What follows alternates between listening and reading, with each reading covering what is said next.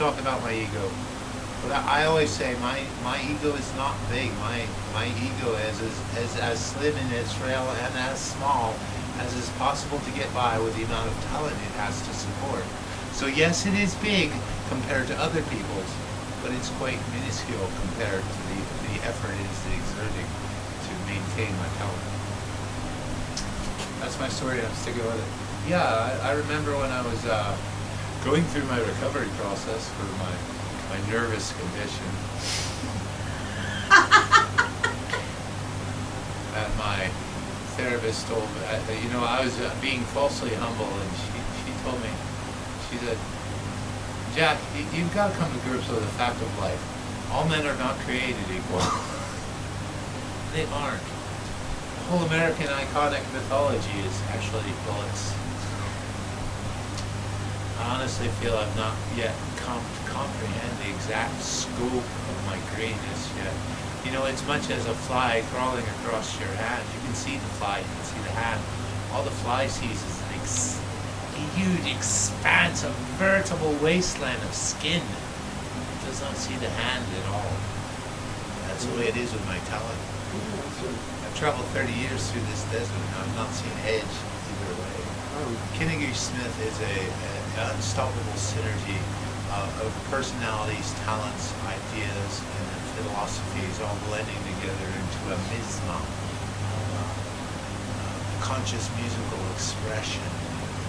Defies classification in conventional genres. Actually sounds pretty spiffy as well. But it's not about the music. It's about communing with people that care about each other. Oddly enough, and I extend that far beyond what most people do when they think about their music. Most people, the band I play with, we all love each other, but it's far more bigger and far more intimate at the same time than that. It's like people that know and understand and love our music. We have an extremely intimate relationship with our fans. Some of them have been with us through good times, bad times, all that stuff, through the crises in our lives and all that kind of. It's just amazing and remarkable. They're a small but vocal group of people, and this whole entire musical experience is a love affair, an exchange of passion between the audience and the performers and the writers. It's just unstoppable. More so than ever, it's like we don't make enough money to do this for money. We do it for the passion. The people that listen to us aren't listening to us because we're the latest thing in vogue fashion. They listened, they decided they liked, and they stuck with us. It's an amazing exchange. In a world that's become so synthetic, it seems in this instance there's once again an exchange of passion.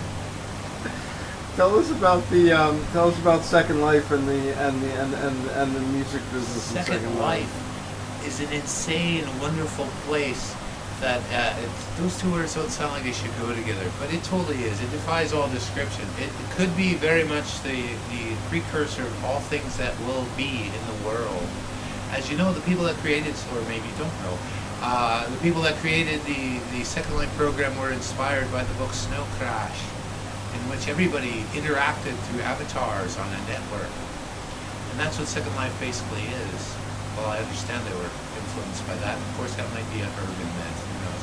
Maybe none of them actually read. Maybe they just sit there and watch Dragon Ball Z reruns all day. And then just, maybe we should get some code. I don't know. We still got some Mountain Dew? I think we do. Alright, let's do it! Ah! But of course, that's just a broad stereotype of what programmers are like. And we know they're not all geeky nerds. They're all geeky nerds. Oh, I'm sorry, I've never met a one yet who wasn't. But tell me how it impacts the music. How does it impact the music? Because it's doing the thing that needs to get done. While the music industry has collapsed,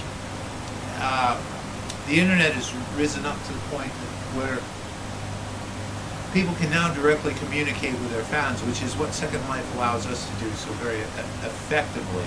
We're cutting out the middleman bullshit, and in a way we're kind of crucifying the rock star mystique, which is something I kind of enjoy, because, you know, we're constantly walking that fine line. It's like our fans know us well enough to know that we're not rock stars. If we put out a video, we can't be scowling in the camera doing this shit.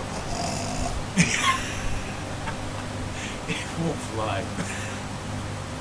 But Second Life has broken down that fourth wall, and now we communicate freely with our fans. Our fans can communicate freely with us. We try to keep it forward, we try to keep it positive, and we try to present the best music we can. We are totally disinterested in any formula.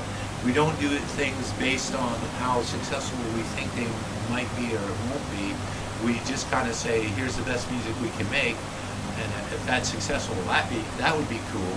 But right now our business plan pretty much revolves around lotteries. We need money for lottery tickets.